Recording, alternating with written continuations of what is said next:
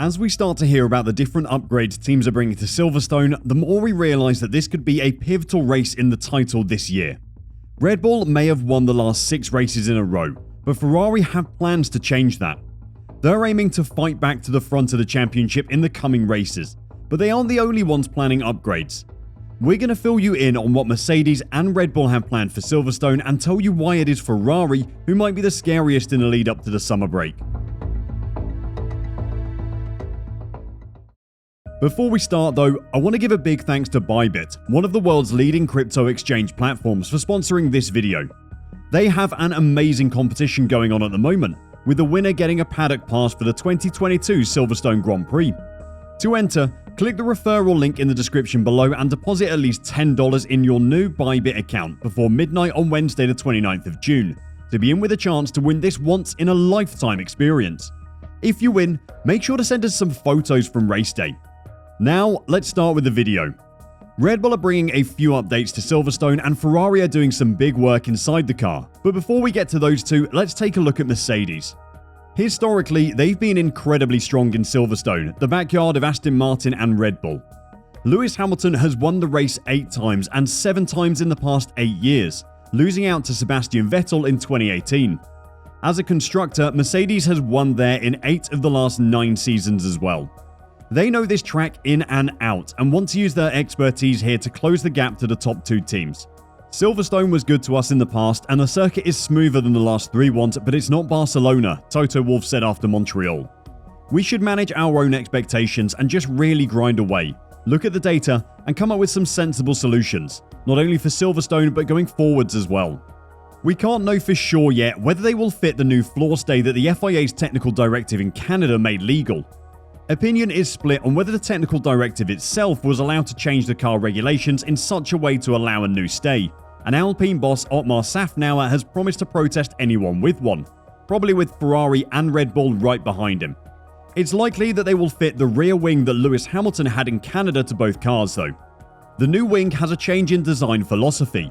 The end plates of the upper plane of the rear wing, where it folds down to connect to the rest of the wing, change shape in Montreal. They fold directly next to where the DRS pivot point is now. What this means is that a greater percentage of the surface area of the upper plane is moved when DRS is active. This reduces drag more than the previous wing, meaning they get a greater speed advantage in the DRS zones. If you look at Charles Leclerc's rear wing from Canada, you can see Ferrari have done the exact same thing. We expect to see this design evolution fitted to both Mercedes and Ferraris at Silverstone. Staying with Ferrari and Mercedes rear wings for a minute, we can see an interesting design difference that appears to be a knock-on effect of Mercedes' no-pod side-pod concept. This is again a change that was only seen on Lewis Hamilton's rear wing in Canada, not George Russell's. Ferrari's rear wing leading edge has a central flat section, which then angles upwards towards the outer edge. This is because of how the angle of the air coming off the body and onto the wing changes. Because Mercedes have no side pods, the air flows onto their rear wing in a very different way, and in Canada, Lewis Hamilton's rear wing's leading edge was almost completely flat. The outcome of these changes was that in the race in Montreal, Hamilton was faster than Russell in all the end of sector speed traps. Through the main trap on the back straight, which is the fastest section, Hamilton hit 331 km an hour compared to Russell's 307 km an hour. That is a huge difference in top speed and is a clear step forward for Mercedes. Before we talk about Red Bull and Ferrari, let me remind you about how you can get involved in this season's F1 Championship. Bybit, one of the world's leading cryptocurrency exchanges, have got their hands on Silverstone Grand Prix paddock passes and will be giving them away to one of our lucky viewers. To enter, click the referral link in the description below and deposit at least $10 into your new Bybit account before midnight on Wednesday the 29th of June, to be in with a chance to win this once-in-a-lifetime experience. We can't wait to find out if one of you lucky people won. Red Bull will only be bringing a small change to their car for the Silverstone Grand Prix. I wouldn't say anything big, team boss Christian Horner told the media when asked if Red Bull had any significant upgrade packages incoming. It's very modest evolution. Components are introduced as components come to the end of their life, so it's a very different form of development to what you would see in previous years. What Christian Horner means by modest evolution is a huge weight reduction. The team has struggled to get down to the minimum weight allowed in the technical regulations. At Silverstone, they'll be addressing this with a new floor. The actual aero design of the floor won't be changing too much, but how it's produced and constructed will. Specifically, how the carbon fiber is orientated and laid out. This will increase the stiffness of the floor, which will stabilize the Venturi tunnels and the floor edge. A stable floor means a stable airflow under the car and a consistent production of vortices along the floor edge. This is vital to avoiding porpoising and making the most of the new ground effect floor. Floor stiffness has been a big issue for Mercedes this season, and their lack of it is a part of why the team has been porpoising so much. The word from the Ferrari camp is that they think Red Bull will lose enough weight to gain around 0.3 of a second a lap in Silverstone. That is a scary amount of lap time, but with the new rear wing and changes to the Ferrari's internal components we're about to tell you about, there is a good chance they can keep up with the RB18 around Silverstone. In Maranello, they are planning a month-long attack for the World Championship. In the 5 weeks of July, F1 will host 4 Grand Prix and 3 circuits will favour cars with a very stiff chassis and suspension. The Hungaroring is the odd one out of the bunch due to its bumpy surface and tight turns.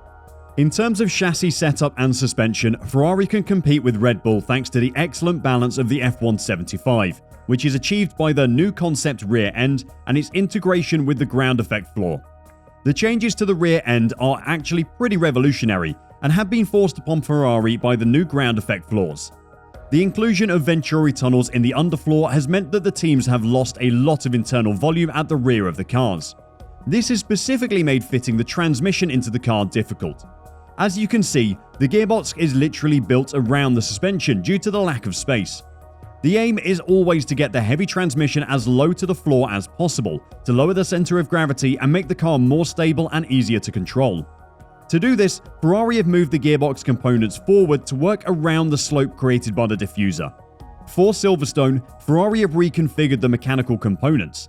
This has produced a better centralization of mass, bringing the transmission weight closer to the center of gravity. They've also reorganized the suspension. Specifically, the less sloped dampers have been moved to create space to install the transmission shaft joints. By removing the anti-roll bar on top, the secondary shaft has been moved forward. The raised third damper takes the primary shaft under the suspension instead of on top as it has in the past. This means that one of the heaviest parts of the transmission sits lower in the car than before, lowering the center of gravity. Ferrari have been able to take advantage of the new rear wing design specifications to design a more efficient gearbox and suspension system, both in terms of aero design and weight distribution. These changes should mean that the Ferrari is much more stable while cornering, which is especially important during high-speed corners, of which there are many at Silverstone. In Canada, Carlos Sainz was able to get close to Max Verstappen, but even with DRS wasn't able to overtake the Red Bull in a straight line. The new rear wing should give Ferrari a weapon they can use to attack Red Bull in the straights, and the new design of gearbox and rear suspension means they should have the handling to outpace the RB18 in the corners even more than before. From what we've heard from Ferrari, they're planning to attack Red Bull throughout July, and by the end of the month, the championship battle could be looking very different. If you want to know more about what is going on in F1, click the video on your screen and I'll see you there.